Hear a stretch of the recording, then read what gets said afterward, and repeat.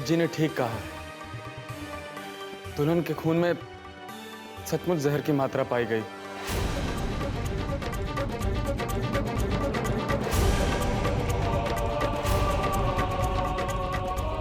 लेकिन ऐसा कैसे हो सकता है? भला दुल्हन की किसी के साथ क्या दुश्मनी होगी? कौन दे सकता है उसे जहर? ऐसा हुआ है।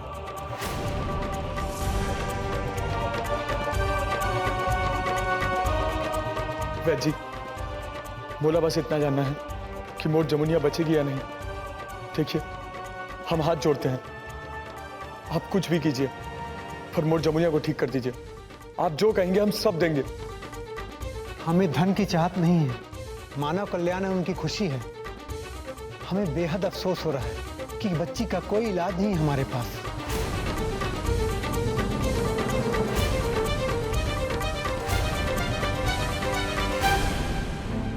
क्योंकि असर दिमाग में हुआ है, इसलिए हम नहीं कह सकते कि बच्ची को ठीक होने में कुछ महीने, कुछ दिन या कुछ साल लगेंगे। या ये भी हो सकता है कि वो हमेशा ऐसे ही रहे।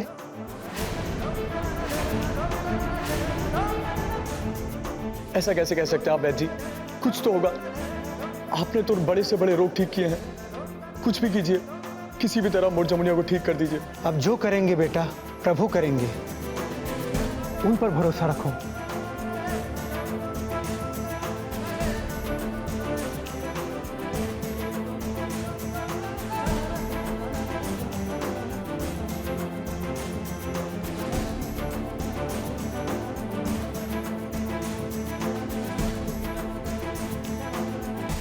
बच्ची की नाड़ी और उसकी आंखों को देखकर मैं पूर्ण विश्वास के साथ कह सकता हूं कि इस बच्ची को जहर दिया गया है।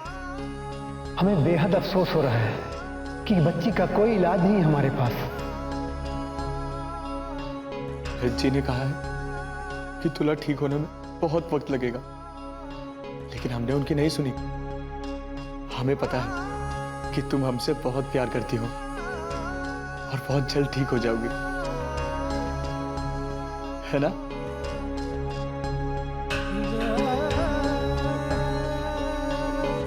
पर पता है तुला, तोरी प्रेम ही मोर सच्ची ताकत है और तोर गुनहगार को हम हर किस नहीं छोड़ेंगे।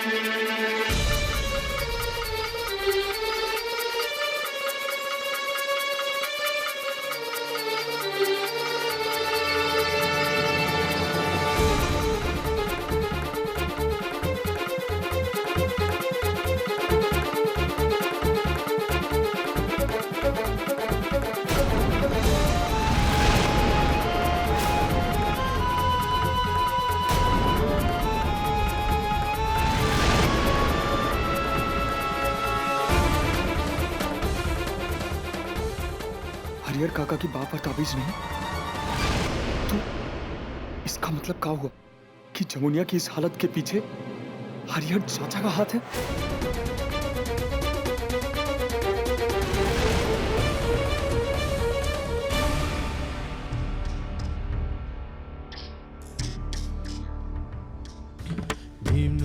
आओ तेरा लौट आए। कैसे हो अवध भैया? अच्छे हैं, तुम कैसे हो? अरे ये भक्ता का बोल रहा था बाहर। तो और ब्याह तय कर दिए हैं भाई जी, फिक्स।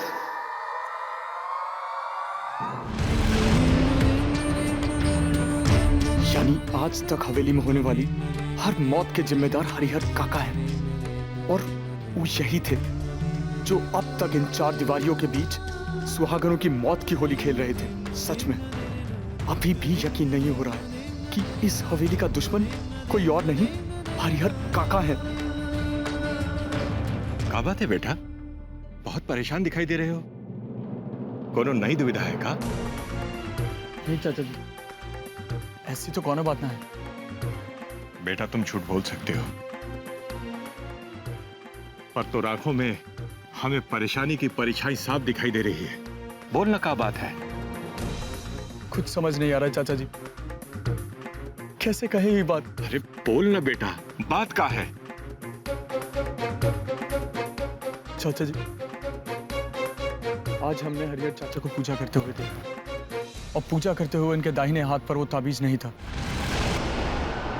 जिसका मतलब साफ है कि हरिहर चाचा ही इस साजिश के पीछे है। बेटा बेटा, हम तो सपने में भी नहीं सोच सकते थे कि हमारी हवेली में जो घटनाएं और दुर्घटनाएं हो रही हैं, उसके पीछे अपने ही हरिहर भाई साहब का हाथ है। और कलयुग है बेटा, समझ में नहीं आ रहा कि क्या कहें। बोला अभी कुछ समझ नहीं आ रहा है चाचा जी, किस तरह सवाल करे हरिहर चाचा से। दिल मानने को तैयार नहीं है, लेकिन सारे सबूत उनकी तरफ इशारा कर रहे हैं। क्या करे चाचा जी? तुम एक काम करो बेटा, तुम आओ मेरे साथ, हम तुम्हें बताते हैं कि क्या करना है। आओ।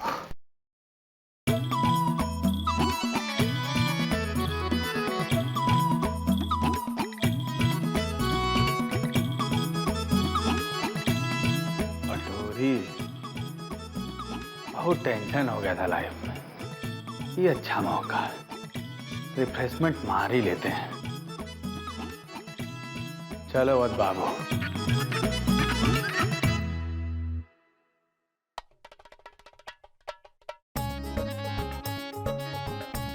ओस से भीगी हुई गुलाब सी लगती हो, जिल से निकली हुई किताब से लगती हो।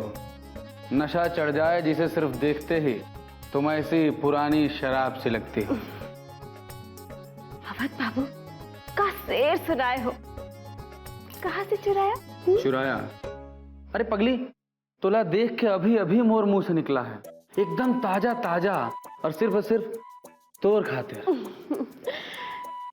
सच में?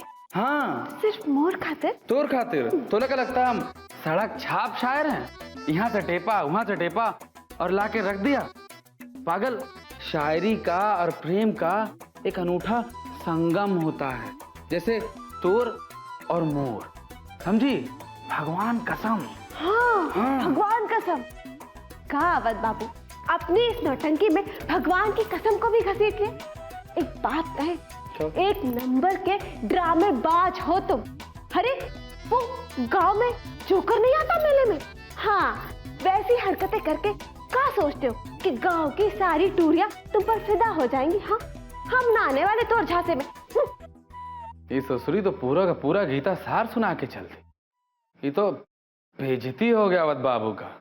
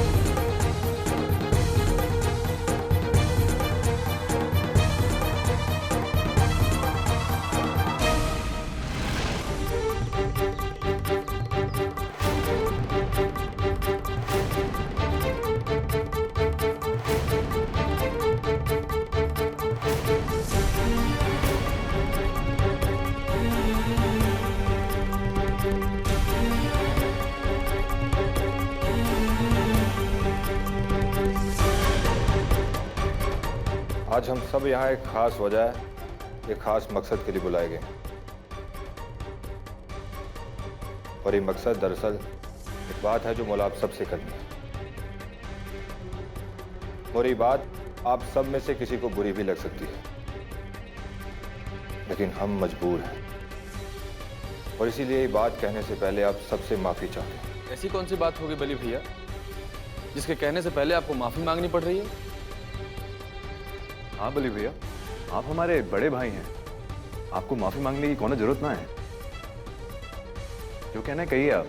ना कुबेर, जब कोनो बात इतनी बड़ी हो कि उसके कहने से रिश्तों में दरार पड़ने की संभावना हो, तो बात के लिए माफी मांगना बहुत ही जरूरी हो जाता है।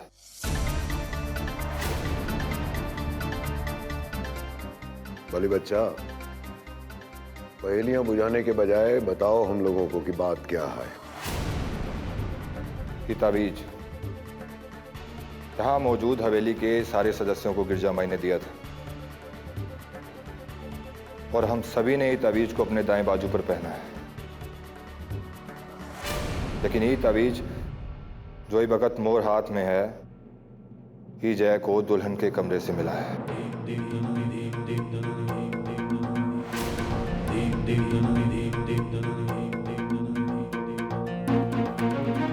जय को लगता है कि ये तावीज उस शख्स का है जो दुल्हन को मारने की साजिश रच रहा है।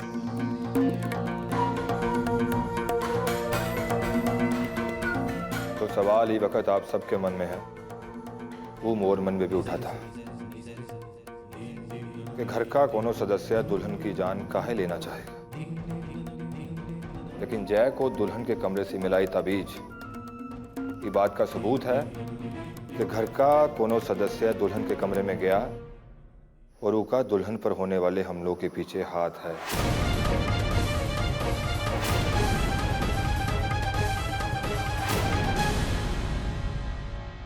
अब हम सबको मिलकर जय की शंका को दूर करने के लिए ये अग्नि परीक्षा से गुजरना होगा और जिस किसी शख्स की बाह में ये तावीज नहीं होगा वही होगा जय और जुमुनिया का गुनहगार।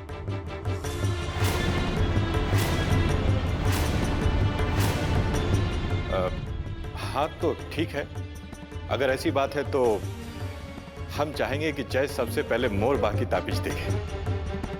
ये देखो, हीरा मोरी बाह पे ताबीज। ये देखो ताबीज।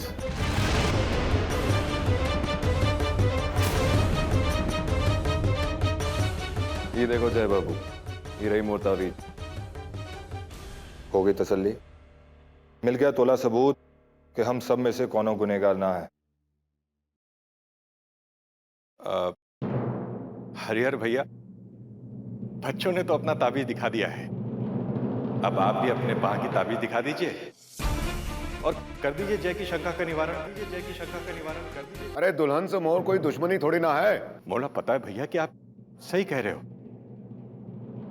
पर अब जबकि जय के मन में शंका उठी है तो कर दीजिए ना उसका निवारण। अरे बस एक बार दिखा दीजिए अपनी ताबीज।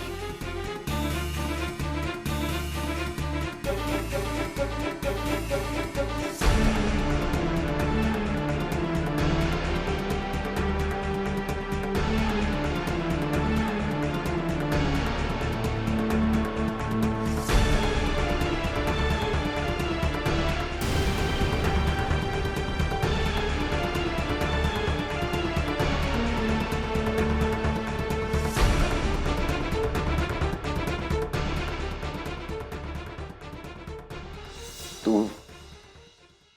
मोर नाम पे शक कर सकता है? अरे इतना सा था तू, ठीक से बोल भी नहीं पाता था। अपनी तोतली जुबान में चाचा ना कहा था, ताता ताता कहा था। ये झुके हुए कंधे देख रहा है? ये उम्र से ज्यादा तोर बोझ उठाते उठाते झुके हैं। आज एक ताबीज के ना होने पर तू मोर नाम पर इल्जाम लगाएगा? मोर नाम पर इल्जाम लगाएगा कि हम तो दुल्हन को मारना चाहते हैं, तो खुशियों के दुश्मन हैं हम। नहीं चाचा जी, मुझे कुछ नहीं जानना। अब ये शायद मोर ही गलती थी। आप लोगों को सफाई देने का कोई जरूरत ना है। हमें नहीं जानना ही ताबीज का सच। ना बच्चा, तोर मन में अगर शंका उठी है तो इसको दूर करना ही होगा। हम नहीं चाहते कि तोर मन में जो भंवर उठा है वो कल जवार भाटा का रूप ले ले, इस शक को यहीं कुचल दे। हम बताएंगे कि काहे हमने अपनी बाहों पर ताबीज ना पहना है और कहां है वो ताबीज। जब गिरजा माई ने वो ताबीज हम सबको दिया था तब कहा था कि जब तक ये ताबीज बाजू पे रहेगा तब तक कोनो मांस मदिरा का सेवन ना किया जाए। लेकिन हम मानते हैं कि हम कभी कभी मांस मदिरा का सेवन करते हैं।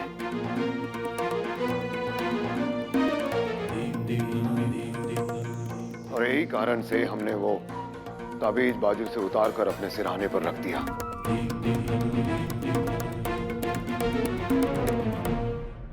अगर तोलम मोर बात पर विश्वास ना है तो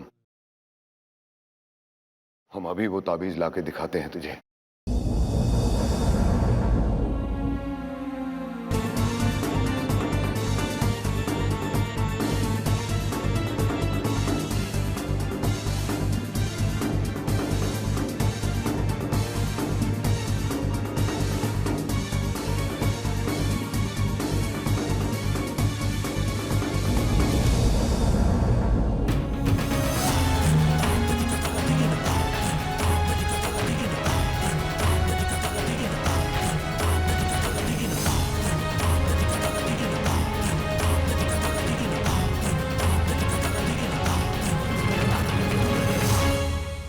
जय, अब अगर हमला घर के किसी सदस्य ने नहीं किया है तो सोचने वाली बात यह है कि हमलावर कौन है।